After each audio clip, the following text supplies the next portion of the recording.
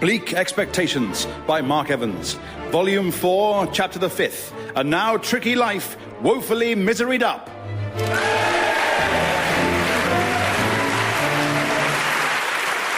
Bah, humph, and grumblesticks. I am so angry, Servwell, that I will soon qualify for an old rage pension, which I shall spend at the old curiosity shop. Your son-in-law, sir? His lateness has the painful predictability of being hit by a hammer that had been wrapped in a Swiss railway timetable, then tied to a metronome. Mr. and Mrs. Stark, sir. Sorry we are late, Father. My new class overran. New class? I am attending beard school. Beard school? Women, too, have the right to facial hair. I am a prolific beard grower, but alas, not an accurate one. Hence the goatee on your ear. And the sideburns on my nose, mutton chop whiskers on my elbows, and handlebar moustache on my bicycle. Your lateness has made me miss lunch. Oh, then you will enjoy my new device. This is Mr. Neumeyer's automated mechanical food dispenser.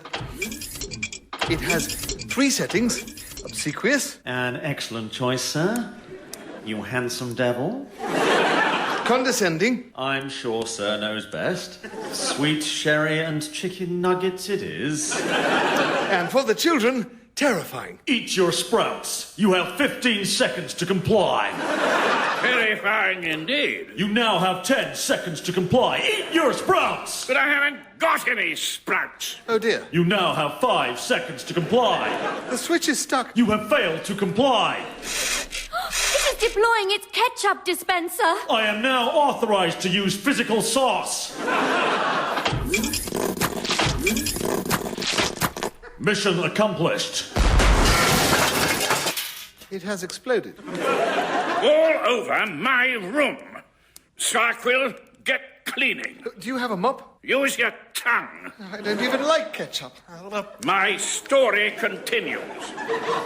Now, when last you left my tale, my twice-dead, evil ex-guardian gently benevolent had just escaped to wreak havoc on the world. My wife, rightly, had been swept away by the ocean, and I was stranded on an exploding volcanic island facing almost certain death. Apart from that, everything was fine.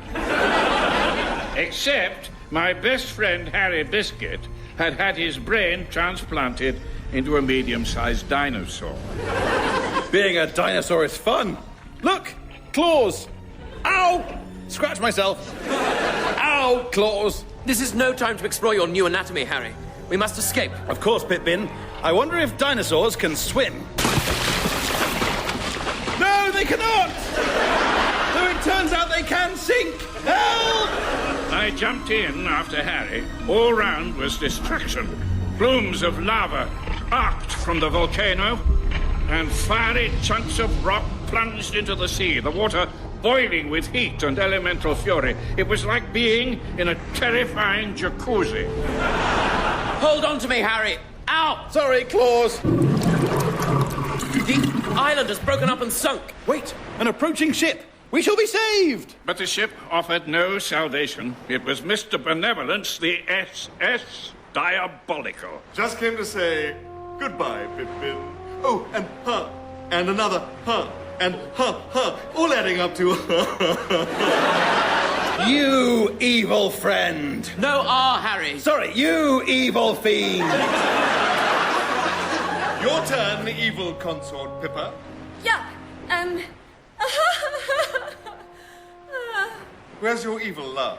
Sorry, sore throat. Right. Enjoy drowning, Bin, if the sharks don't get you first.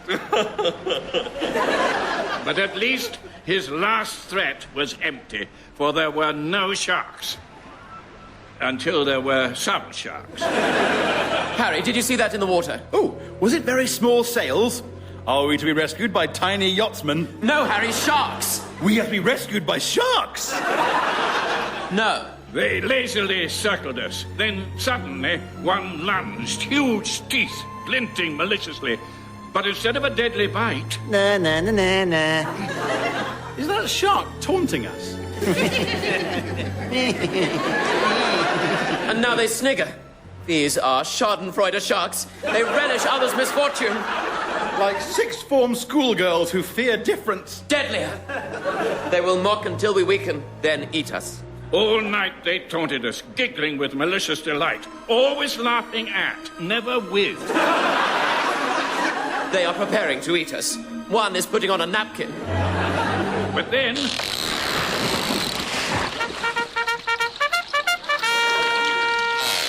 Cavalry dolphins. They charged, and a ferocious aquatic mammal versus cartilaginous fish battle ensued. The sharks were vicious, but the dolphins were cleverer, using sophisticated tactics such as flanking maneuvers and having a cannon. Thank you, my cetaceous friends. Truly, you are the friendliest of sea creatures, after the cuttlefish and the hugtopus. The dolphins' kindness continued as they summoned their aquatic cousin, a broad-backed raft porpoise. Now to pursue Mister Benevolent. Hang on. I can smell him. What? My dino nose is incredibly sensitive. I can smell his evil scent. Off milk and cheap aftershave. Follow that smell! Eventually, the Benevo smell led us to a seemingly familiar land, with fields of green atop cliffs of white. How grand to be in God's own land of England. Which way to Mister Benevolent? Not sure. A strange smell is blocking my dino nose. I shall ask this English passerby if he has recently seen anyone evil. Excuse me, sir. Quoi? Aïe, anglais! What a strange accent. We must have come ashore in one of the regions. Maybe Tut North. Or Cornwall.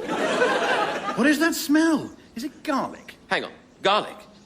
Oh, no. What if this is not England? What if it is France? No! We were assailed by Frenchness on all sides. People ate snails and horses with gay abandon. Geese were force-fed until they burst deliciously. There were legless frogs in tiny wheelchairs. People sighed superciliously at simple requests from tourists. Excuse me, where is the museum? Worse, we had been spotted, and now an angry but surprisingly well-dressed mob was approaching. They are armed with sharpened baguettes. It's all right, I speak French. Probably. Hello, the people de France. Do not kill us, pa. Silver plate. That should do it. Bonjour, l'anglais. Et son ami, le dinosaur. What does that mean? Something about the pen of my aunt. We were driven at baguette point to the town square, seasoned, then placed in a huge frying pan. There is no escape other than into a large fire. We gently sizzled while they discussed what sauce to serve us with. They had narrowed it down to béarnaise or beurre blanc and were just starting to argue about the accompanying wine when Harry became excited. Oh, the Benevo smell is back and close. That man there. But he is clearly a Frenchman. He is wearing a beret, pain au chocolat, earmuffs, and an air of undeserved self-satisfaction. Definitely not Mister Benevolent. Bonjour, Pippin. I mean, ho, ho, ho, ho. See, it's not him. Yes, it is. It is me, gently benevolent, disguised comme un French homme. Soon my world-conquering plan will be complete. When you are just a Frenchman's burp, I will rule the planet. Arrivederci. No, that's Italian. Oh, bye. I had no time to ponder this sinister development, for suddenly a horse galloped into the square. Probably their starter arriving. But this was no horse d'oeuvre. It bore a masked figure with a commanding presence. Releasez-vous those men. No! Very bien. Vous leavez-moi no choice. Whoever it is speaks fluent colloquial French. He fired a musket into the air, and the French immediately surrendered. We must hurry. French people startle easily, but they will soon return, and in greater number. Quick, up on my horse. Now let us ride! We probably should have got on the horse when he said. It's all right, Pip-Bin. You can ride me, for I am strong and dinosaur-y now. Harry and I caught up with the mysterious figure, finally coming to a halt in a forest clearing. Thank you, masked stranger. When I remove my mask, you will find me neither masked nor stranger. Ta-da! Sorry, you are... The Reverend Godly Fecund. Your father-in-law? Of course! Sorry, you look different. No, I don't. Well, apart from the beard and the eye patch and the large spot on the end of your nose. Hence my nickname, the Scarlet Pimple. Anyway, you and Harry haven't changed a bit. No. Except, I am a dinosaur. I thought it was a new type of jacket.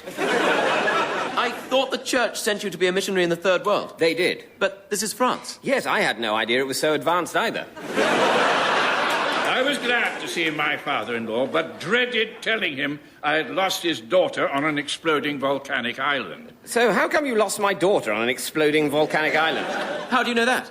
The church has an excellent worldwide communication system. Ripley wrote to me via prayer mail. Look.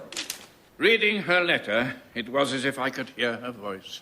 Dear Father, am in Russia, having escaped from exploding volcanic island. No thanks to Pip. Love, Ripley.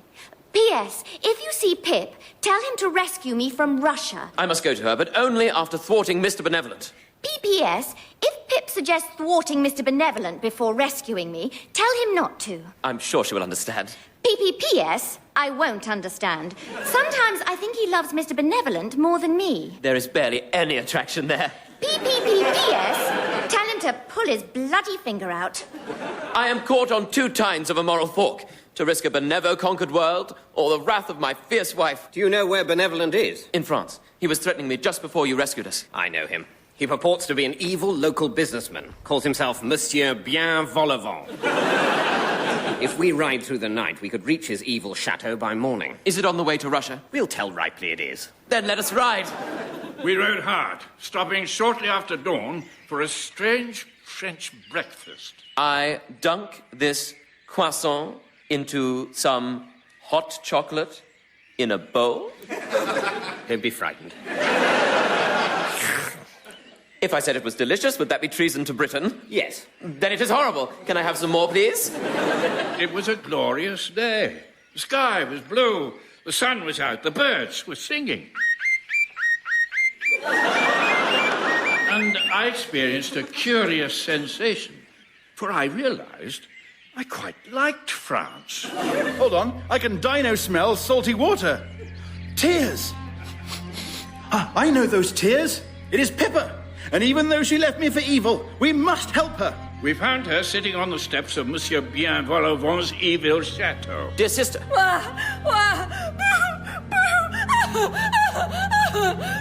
It's serious. She is going through every type of cry in her repertoire.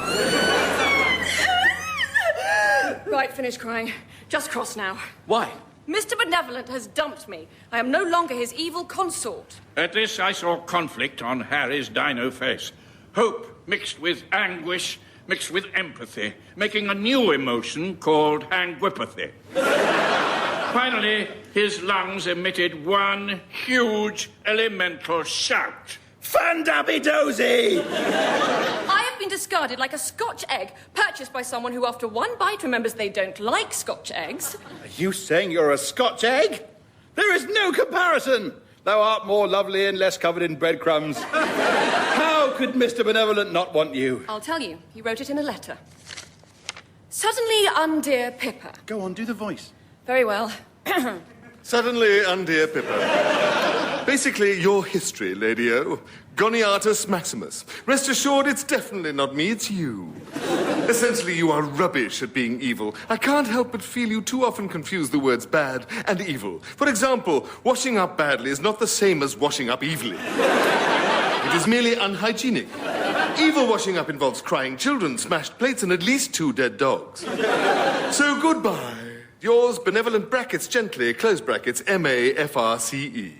M.A. and F.R.C.E. Master of Orphaness and Fellow of the Royal College of Evil. Give him his due. He is properly qualified. You really caught his voice. Thank you. Thank you. I I deputise for him quite often. Cloak, big hat, do the voice. People think it's him. I got to say things like... Kill everyone wearing a waistcoat. He really hates waistcoats. So, if you were no longer evil, could I be back in the husbanding business? I don't know, Harry. May I at least try and woo you back into my arms? Even though, being a dinosaur now, my arms are strangely out of proportion to the rest of my body. You may try. Harumbleissimus! Right, I'm off to build a Pippa re-wooing machine. I shall need swans. Romantic swan. Do you know where Mister Benevolent is? Oh, yes, because I have this, his evil to-do list. Pick up dry cleaning. He gets blood everywhere. Serve soup to homeless, but make it nasty soup. He does a lot of bad work for charity. Visit Evil Mine to get vital item for lethal plan to enslave world. I know of this evil mine. The conditions there are dreadful. Worse even than the conditions in a critical illness insurance policy. Let us follow his to-do list and capture him. Alas, we narrowly missed him at the dry cleaners. Thank you. Those stains have come out beautifully. Curses! And we failed to stop him serving nasty soup to the homeless. There you go. Mal appetit. Ugh, this soup is nasty. Yes, it is celery and wasp. We must catch him at the mine. We arrived to see him disappearing inside, leaving heavily armed men on guard. How to get in ourselves? This is France. There will be an emergency coward's exit. I shall find it, then return. Oh, before I go, Ripley sent you another letter. Posted it on Wikipedia. Dear Pip, what's taking you so long? I've told you I'm in Russia. Come and rescue me. I mean, bloody hell. Yours getting pretty cross now, actually. Ripley. My moral fork poked sharply into my ethical backside. We cannot wait for Reverend Fecund to return. I have to rescue Ripley. Fine, I'll deal with the guards. Just put on a cloak, a big hat, and... Do the voice. Brilliant. She persuaded the guards to move away, using subtle psychological manipulation. Guards, move away. Okay, Monsieur Benevolent, for even though you look like a lady in a cloak and big hat, your voice is formidable. And we entered the mine. It was a dark, dank place. All tunnels and fear. Gradually, the tunnels opened onto a vast cavern where exhausted workers were being driven by a meaty-armed, vegetable-legged foreman. Dig faster, you lazinesses. This is workplace bullying. You are slaves in a mine. Workplace bullying is basically the point. Death is no excuse. Sharpen her head and use her as a drill. They filed her head to a point and started drilling with her. Truly, this was a cruel yet efficient place. But where is Mr. Benevolent himself? He's behind you. No, he's not. Oh, yes, he is. Pippa, this is not the time for A, your admittedly excellent impression of Mr. Benevolent, or B, pantomime-style dialogue exchanges. I'm not doing my impression. Really? She's not. Pippa, was that you saying she's not? No. Perhaps I should check behind me. Good idea. Pippa, was that you saying good idea? No. Then I should definitely check behind me. I shall do so now. Mr. Benevolent is behind me. Told you. Pippa, was that you saying told you? We were seized and taken to the center of the cavern. Let me first introduce my foreman, Monsieur Pascal Grimpunch. Bonjour, Pipin, or should I say, Maljour. And I believe you know my new evil consort, Juanita Hot Chili. Hola, Pipin, you loser. She was one of 93 wives Harry had married after Pippa left him.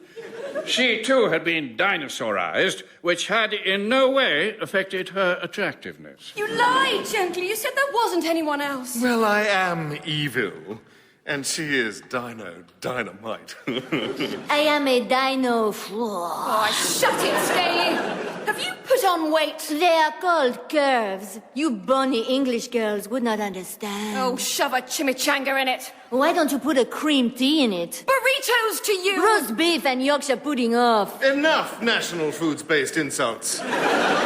Pippa, you just weren't evil enough. I tried. Giving native people a bath is not the same as ethnic cleansing. Whereas today alone I have eaten 5 people and invented excessive overdraft charges. I have also evil maracas. I really thought that was going to be a euphemism. What do you want from this mine? What is in these rocks? They're not rocks, they are roquefort. A cheese mine? Did you not see the fromage foundry outside? Then that is not water dripping from the ceiling. No, it is ripe brie. Do you still fear the cheese, Pip-Bin? Some years before, Mr. Benevolent had tortured and cheese-boarded me. Soon the world will share your fear, because this mine produces the rare cheesotope, Portsalutonium. Sir? Scientists believe it can be used to make the most powerful bomb in history. Believe? Well, they're pretty sure. On a scale of 1 to 10? Say 8, 8.5, 9 after a pint. You must be stopped. Hey-ho, ain't gonna happen, girlfriend. What? Sorry, got a little sassy. Grimpunch, tie them up. It will be a plaisir and un delight. We were bound to a wall of Emmental with cheese strings threaded through its holes. Opposite you is a massive underground brie reservoir, ripe and liquidy, restrained only by its thin white rind. But this is a fondue set. If I light it, soon it will be melty, wally collapsy, brie floody, drowny time. Monsieur Grimpunch will ensure you stay here and die. It will be my très big maxi pleasure. Right, I'm off to conquer the world. Oh, not revoir, Pip-Bin. He left, and we could only wait to be brie-drowned. Please, free us. No, and pass on your Nelly. I despise you English. Cheese death is too good for you. Personally, I wanted to tie your arms and legs to snails, then watch you get pulled apart over a period of weeks. You are happy to die with us? To die swept away by cheese. It is every Frenchman's dream. And I am ready for it. I have a giant creme cracker. Also a jar of onion marmalade. Bring on the fromage. I resigned myself to a curdled milk product death. But then... Yoo-hoo! Anyone there? Harry! Hello, everyone. Ah, a fierce Frenchman with a pistol. Have we met? Harry Biscuit. You too must die, you dino twit. Must I? Can I show you my recently finished Pippa re-wooing device first? Of course. Rumble, I hadn't finished. Of course not. I'll be quick. So you start by putting Swan A into tab B. People were oddly fascinated by Harry's inventions and their inevitable dreadfulness. Even Grimpunch started to listen.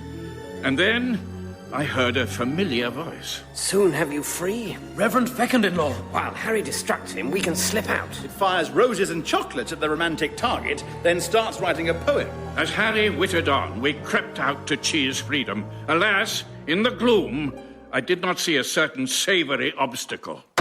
Curses! I've tripped on Monsieur Grimpunch's giant cream cracker. You will not escape, for I have a pistol, which is French for pistol. But I too am armed. With my special church service Christ on the crossbow. So go ahead. Fate mon jour. Then we have an entente discordiale. Wait, my machine will help. Harry's Pippa re-wooer started firing roses and chocolates at Grimpunch. They do not hurt, though I am becoming oddly attracted to you.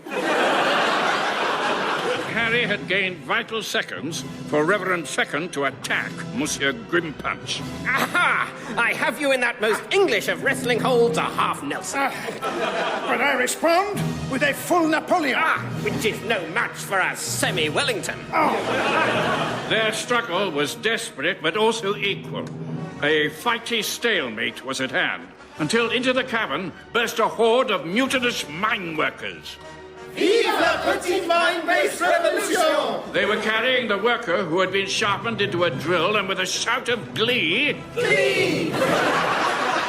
They plunged her into Grimpunch's chest. Oh! Why didn't I order a blunted?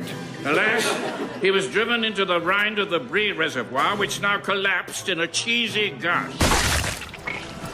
Fromage à l'ange! What a way to alley! We were doomed. Or were we? For with a cheese-defying leap, Reverend Fecund seized Monsieur Grimpunch's massive cracker. Grab hold, everyone, because cheese surfs up. And as the massive wave of brie flooded the mine, we surfed the giant cream cracker ahead of it. I feel very close to God, for I have never moved in such a mysterious way. Then, suddenly, the tunnel ended, and we were flung from the mine entrance, plummeting towards the valley below. Fortunately, it was autumn, and the fields were dotted with freshly harvested croissant stacks. The flaky pastry has saved us. But where is Harry? He lay some distance away, alas, terribly injured by the brie nummy. My dino body is broken. I don't want to die. You won't, Harry. I think I might, actually. My vision is going black. Apart from 2 words flashing, game over. His body may be broken, but we can save his brain. We need a container. Fortunately, Grimpunch's jar of onion marmalade lay nearby. We emptied it, opened Harry's dino skull, removed his brain, and dropped it in the jar. Harry, can you hear us?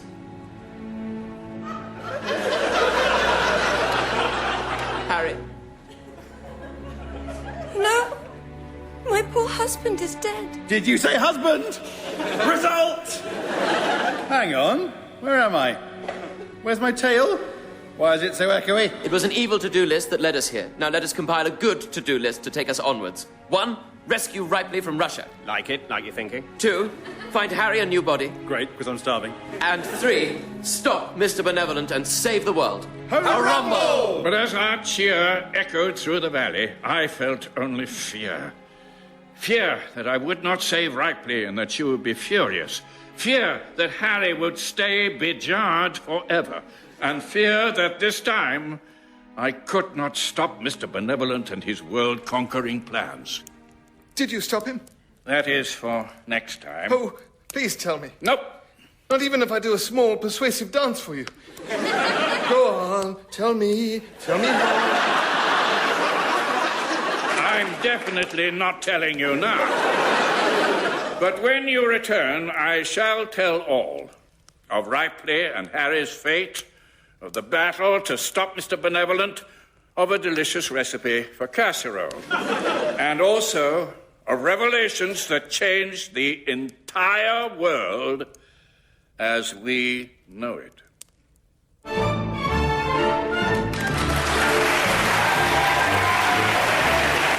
Bleak Expectations was written by Mark Evans and starred Richard Johnson as Philip Bin, Tom Allen as young Pip, Anthony Head as Mr. Gently Benevolent, James Bachman as Harry Biscuit, Geoffrey Whitehead as Mr. Grimpunch, Sarah Hadland as Ripley and Lily, Susy Kane as Pippa, David Mitchell as the Reverend Godly Fecund, and Mark Evans as the Luncheonator 209. The producer was Gareth Edwards.